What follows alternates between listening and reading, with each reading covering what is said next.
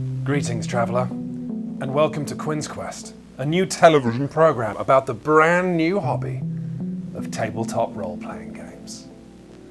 And then the theme tune Dad's doing will go here.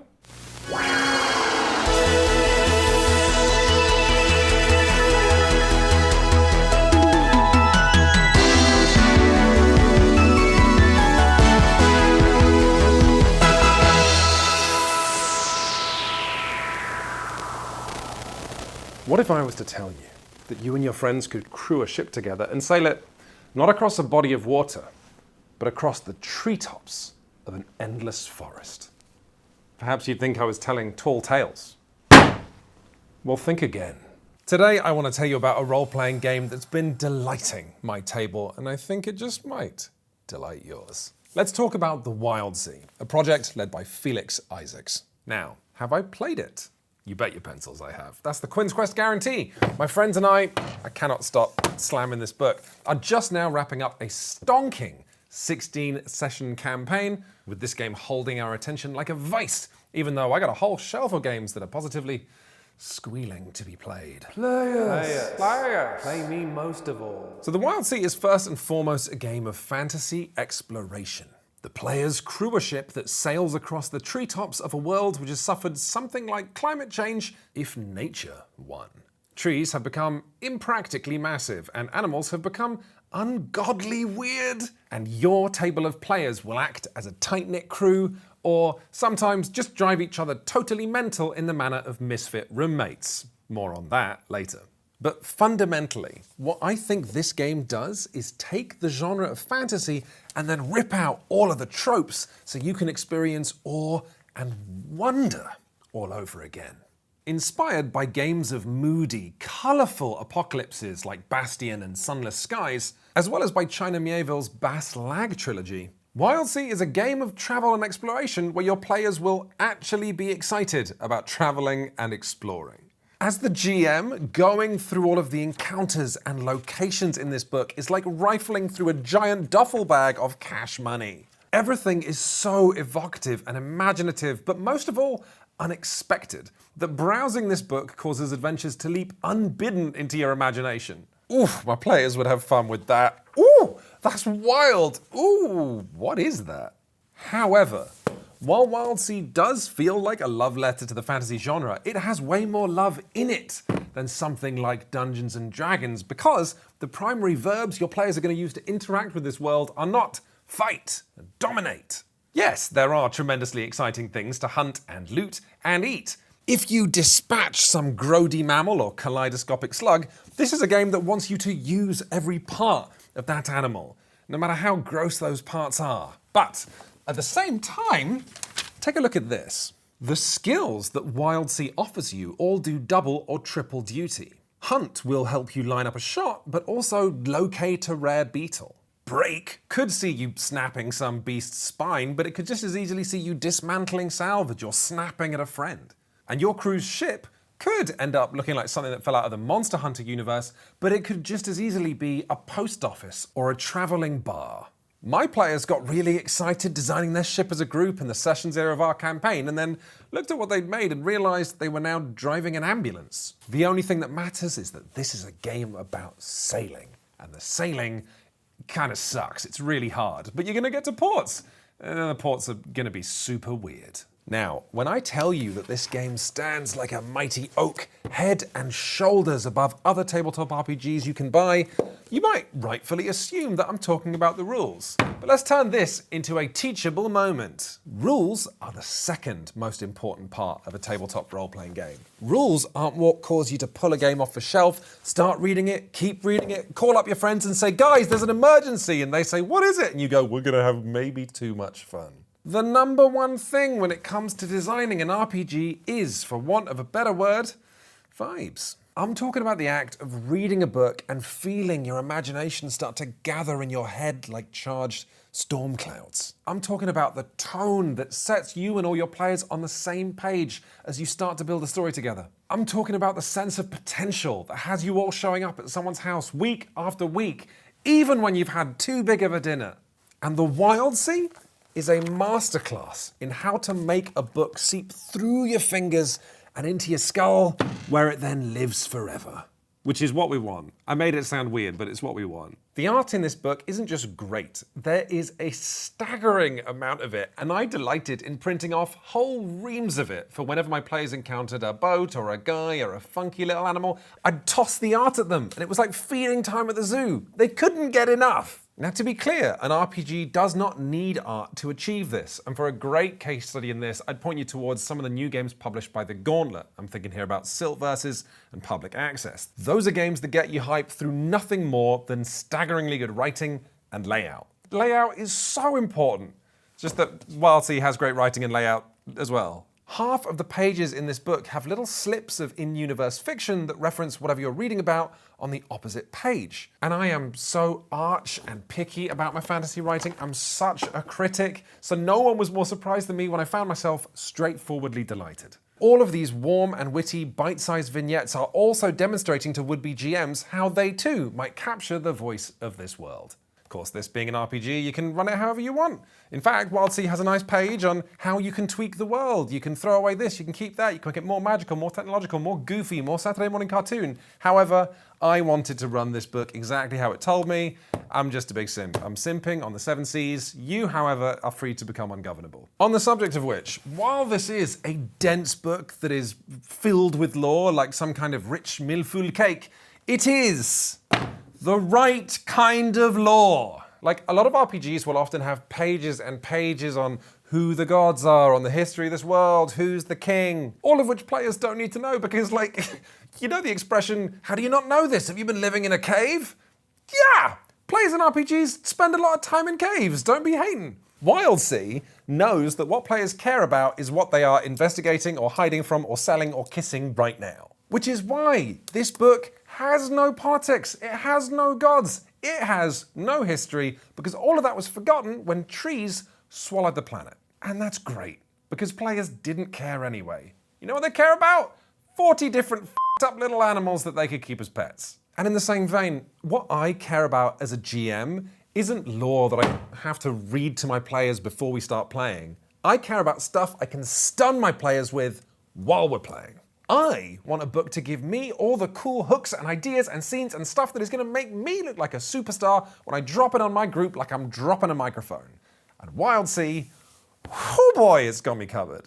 Included in this book is more or less 140 pages of glorious stuff with precisely the right amount of detail. A big city or some villainous leviathan gets like a whole page all to itself, while batshit illnesses or ideas for pirates are 10 to a page. Now, if you're only familiar with Dungeons & Dragons, you might be quite surprised with the Wildsea taking some of the biggest elements of its world building and reducing them to functionally bullet points. But if we're going to talk about that, let's talk about this book's most extreme example of it, which is the different, what this game called Bloodlines, which I don't love, but basically species that you can play. So your character might be a human, but you might also choose to be a moth, or a fungal colony that is constantly reshaping itself according to its needs, or you could play a cactus person called an ectus. I could keep going. I will keep going. There's a mantis in the expansion that is all about self-improvement that made me almost cry when I read it because it touches my trauma. Vulnerability. That might be part of Quinns' quest. Let's find out how I feel about it after this video goes up. If you're an Ectus, the book talks about how you might eat food by crushing it over your head. It talks about the role of spines in Ectus culture. And also, out of all the playable species, the book mentions that Ectus feel this profound sense of loss for their civilization, which has now been swallowed up somewhere deep under the forest canopy. You then also get a gorgeous page of powers your Ectus might have. But that's it. That's all you get. You're expected to roleplay a cactus with like a couple of flashcards for notes. That sounds on the face of it like an intimidating roleplay proposition, right? Certainly way trickier sounding than, for example, playing a dwarf, where you can draw on all the stereotypes of depictions of dwarves in fiction ever. But in Wildsea, the game giving you a blank area for you to fill in yourself, free of problematic stereotypes, is the point. Rather than me talking about this, I'm going to let the designer of the game talk about it in a section that I like to call, What Were You Thinking? I just think it's more fun. The more flexibility you give players to decide what and who they are, the more interesting stuff they will come up with, because one of the basic rules, I think, of role-playing games is that players are always going to come up with cooler stuff than the designer. I don't like shutting those ideas down before they've started by going, this is specifically this. So maybe when you play Wildsea, you'll just use the different bloodlines to create a visually wild and wonderful cast, but that all basically act human in the manner of a Saturday morning cartoon. But maybe you would actually like to play a cactus person as an opportunity to think about life as something fully alien. Thinking about the Adrian Tchaikovsky fans in the audience. Or maybe you want to use your cactus person to tell a story that echoes some element of your racial experience, or gender, or sexuality. 2 of my players chose to be an Ironbound, which is basically a shipwreck that got so lonely it became sentient and went looking for friends, and a Celicrae, which is basically 1,000 spiders piloting a corpse like a big mech. And if this book had told us what either of those species were, my players would have had to have done all this homework before basically getting into an improv straitjacket. But instead, we were free to define what those species meant for us, which at my table was a lot of stuff about looking for your identity, fittingly. My Ectus player chose to be a cactus without spines, who was bullied in childhood and then got into body modification and piercing as an adult, but then started to question why they were doing it. And my Ironbound started to worry in her darkest moments that she wasn't a real person, but was just this weird assembly of parts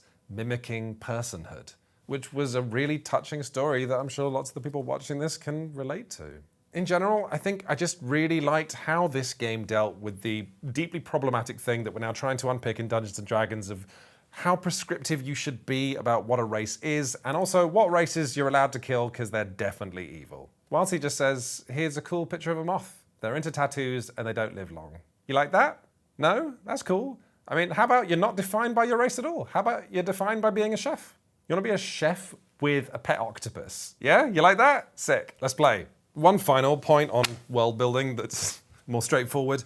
I cannot tell you how good it is to have a ship traveling around as your campaign frame. Here's Felix saying it better than I can. 1, it avoids meeting at a tavern. Suddenly, with a vehicle to crew, you have a shared interest. You may not like each other, you may have different motives and reasons, but you have that one thing that you want to preserve or that you want to stay near. And the second one is people like owning a thing. The opportunity to start with something that is bare bones and slowly improve it over time, or even start with something that's kind of cool and put your own mark on it. It just seemed like a one I didn't want to miss on. Yeah, no, I know. That's what I'm saying. That's my point exactly. And you know what else? Having your players be the officers of a ship lets them design a whole undercrew of NPCs for them to boss around and make friends with and get in fights with. One of the best simple GM tips I know is that it's always better to bring an old NPC back than it is to introduce a new one. And a ship means you do that automatically. Okay, I can't put it off any longer. It's time for me to talk about the rules of Wildsea. But first, this guy wants to talk to you. It's only me.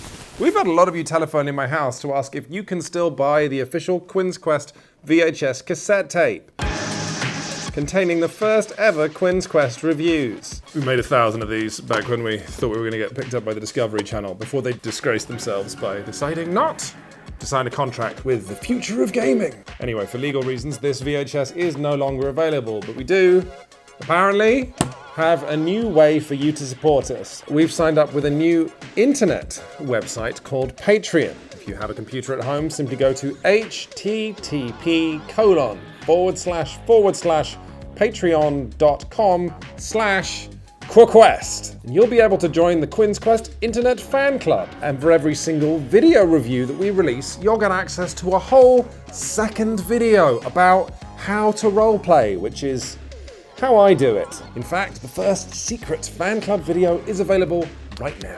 10 tips on how to roll dice properly. That's not a joke. It's also not anything so vulgar as a top 10 list. It's just 10 tips. There happen to be 10 of them. Or the number 2 will surprise you. But there's more. The fan club is simply jam-packed. I will be doing something called blogging. Still not sure what that is. Also, you will get access to the full 45-minute interviews that I do with designers to prepare for every Quinns Quest review. There's also, apparently, you can pay slightly more to talk to me? Back to Wildsea. All right, we've talked about the brain of Wildsea, the heart. Let's talk about the bones. Let me whip this GM screen around for you. Let's talk about the rules. The rules are good. So Wildsea uses the rather good rules from Blades in the Dark, which I heard recently is the second most popular role-playing game now after Dungeons & Dragons. If that's true, that's crazy. Let me know. So when you're doing something that feels like it might have an exciting consequence, you take a number of d6s, depending on what your character's good at, and roll them all. If the highest number is a 6, you did it. You're brilliant. But most likely your highest number is a 4 or 5, which is a success, kinda. And if your highest number is a 1 to 3, it's not just a failure, it's a full-on disaster. The GM takes their gloves off and everyone groans or grins as things get worse. And the reason this works so well is that it's propulsive. Whatever you roll, the next scene flops onto the table, whether you leap over the obstacle or things get worse or both. Side note here, a handful of d6s is the most tactile thing to roll. That's not an opinion, it's a fact. Grow up. This game also has Blades' thing of depicting serious challenges as clocks or tracks, which you roll dice to fill up. Which I'm not going to get into here, but it basically means that Wildsea plays like a movie does. Whether you're fighting 1,000 monkeys or fleeing a big turtle or giving a speech to a city, you just imagine the camera on a player character, they do a roll, you fill in a bit of a clock, you go to the next character, they roll, fill in a bit of a clock. And then you can do stuff like have clocks that are ticking away in the background between sessions, adding dread, or you can do stuff like racing clocks to add tension. It's a straightforwardly strong system, which I personally have zero complaints about, and my players adore. That doesn't mean Wildsea doesn't have crunch. Let's talk about loot. You like finding things, taking things, having things?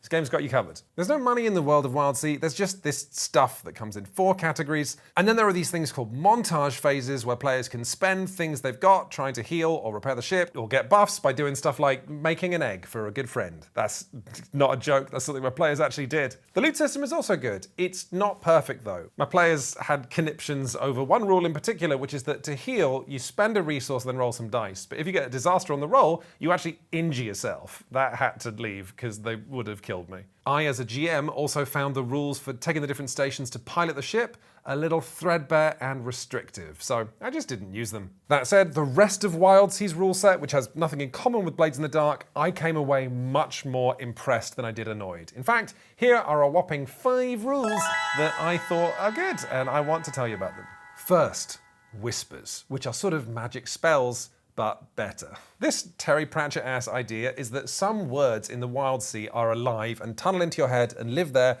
until you say them. Think of these as deeply ominous one-shot magic spells that just consist of the words a second ending or an ominous croaking. The book is full of them, and that's the spell. That's all the details you get. A player can then whisper them to get a secret from the GM, or you can shout them to change your environment dramatically, but what exactly happens is entirely up to the GM. Cannot overstate how fun this is. My players adored finding whispers. They loved deciding to use them. And they particularly loved how, when they say they were using them, they sort of crashed my GM operating system as I just stared into the middle distance and realized they'd my story and this was going to be way better than what I had planned. Number 2, twists are the idea that if you ever roll doubles in a dice pool, something totally unexpected happens. Now, if this was just left up to the GM, that would be a truly awful rule. About a third of the rules in the game would see the players looking at the GM and going, "Go on then, screen monkey, surprise us, come on." But twists explicitly let the entire table suggest stuff. It's like a writing room. People say, "What about this? What about this? What about this?" Which is just terrible if it's your character hearing your friends suggest a variety of terrible shit that could happen to you. More seriously though, I think having these regular moments where players get to be creative causes players to become more invested in scenes that their character might not be involved in and think about the world on a more concrete level. It's just good. Number 3, aspects. Maybe Wildsea's biggest innovation. So Wildsea doesn't have hit points. It doesn't have special skills or powers. Instead, it mashes them together in a way that is absolutely bodacious and I fully expect other RPGs to steal. So when you build your character and as you gain experience, you go shopping for all of these cool abilities. The book has tons of them and none of them are off limits. Grab whatever you want from whatever page you want. You're not at risk of stepping on another player's toes like, "Oh, I was the chef." There are simply too many abilities for that to ever happen. From grappling hooks to having a therapeutic voice, to having a kitten made of storm clouds, to having a special spice blend, to having a ship's cannon in your chest. And when you get hurt, you choose what aspect gets damaged, and when a track is full, that thing can't be used until you find some healing. I don't like hit points in general. I ended up thinking like what really makes a character, and most of the moments of high tension in most of the things I've enjoyed are when they are denied that thing. So instead of having like, you've lost all your hit points, your character is dead, have a system which essentially kind of splits hit points down into tiny tracks for each of the most important things that make you recognizable and make you definable. And I think it adds an element of choice that a lot of games don't have. I'll give you an example. My Ironbound player had an aspect that she was just massive. And at one point, a monster in my campaign took a huge bite out of her. So she filled the track and then was no longer massive. She narrated having those parts of herself disappear into the monster's gullet. And it's counterintuitive, right? Because you'd think no player wants to lose their cool powers. But more than that, players want cool things to happen to their characters. And in Wildsea, when somebody loses their aspect through some awful thing, you all see it in slow motion. But then, whenever they get the resources to rebuild themselves and get it back, that is also a cool moment. Restoring your character's hit points is so deathly dull that even the best actual play performers in the world will glaze over it. But a scene where you recover an aspect and your crew have you on their side again, it's just badass. Fourth thing I like, Mires. The Wildsea is a grueling and pretty cursed landscape to travel, and boats don't offer a lot of comfort or privacy, so Mires are basically your character's worst traits that get steadily worse during long voyages. 1 pip means you should start bringing it into your roleplay. 2 pips means you lose dice every time you act against it. Now, if your group don't like player conflict, so not a problem. Just pick Mires from the game that make you a little awkward, a little emo. But if you like a little friction in your fiction, a little spice in your cooking, ugly Mires like you cause more pain than necessary can define whole adventures. The Mire system might only be a small part of your character sheet, but at my table at least, it brought out the best of my players. Not because they didn't hate each other at times, but because it let them roleplay being there for each other even when it was hard. And finally, number 5, Wildsea's language system. Because I was surprised when I read this, and I was even more surprised at how it played. So while all of your PCs speak Low Sour, a kind of sailor's patois, right underneath skills are all of the other languages you might know. And there's this cute thing in the game where the languages you speak are also the knowledge skills that your character has. Like speaking the cactus language gives you a much better grasp on botany, and speaking the cant of merchants is one and the same as your character knowing about trade routes. But what I was not expecting is for the languages in this game to lead to maybe the most entertaining roleplay in my campaign. If only one player has the language required to speak to an NPC, it gives that player a really nice bit of focus without excluding other players from the scene. Or if you're doing a scene in the language of spiders in which 2 players are fluent, but then a 3rd player only knows a few words, it's so funny. It's so funny. It also leads to really good relationship triangles. Like, I read a GM tip once, which I think is really good, which is it's great for your NPCs to feel differently about at least 2 different players. And languages automatically mean you do that, because an NPC might have just straight up, immediately, a great connection to one player because they share a language and just doesn't like the person who they can't communicate with. I mean, I guess really at the end of the day, it's all about just how it instantly makes the relationships in the game more intense. You get unexpected bedfellows when 2 people speak the same language, but they learned it for different reasons. You might have your brain-dead fighter negotiating with the villain of the campaign based on what they speak. Or you might have your group's negotiator doing the most important party of the campaign in a language where they know about 100 words. It can be strange and unsettling, but also weird and wonderful when you know some of a language, but not all. Not everyone likes the language system, and some people avoid languages, and that's absolutely fine. But I think having languages encode cultural information is core to the system, and I think it just suits the setting. It does suit the setting. In that interview, Felix described Wildsea to me as, what if there was an apocalypse, but it made the world better? I've talked a lot about the different aspects of this book, but if there is a theme that runs through it like a shiny ribbon, then that theme is community. Your community of players, yep, and your crew, but also the communities that you visit and that feed you and shelter you. even as they each struggle to figure out what life means for them now. And the new lives people are forging out here in the Wildsea aren't free of danger, but they are inarguably more diverse and caring and colourful than they were before. And what the centering of language does in Wildsea is it acknowledges that this is something you have to work really hard at and fight for. You have to fight for it just as hard as you fought to survive that big weird plant thing that ambushed you. And with its beautiful art and its bold optimism, I think this book wants you to reflect on how wonderful the world can be if you do that. Finally, we're going to be ending each review on Quinns Quest by giving the designer an opportunity to pay it forward by talking about a couple of other games that they recommend. Spotlight-wise, I will never not recommend Bay of the Beast. It was the thing I heard on the One Shot Podcast Network that made me start thinking about games in a different way. And Heart. Heart is a brilliant game. It's a terrifying horror-based game, but it's well-written horror, and the book is beautiful. Well, that's it for this episode of Quinns Quest as we place this game into the archives.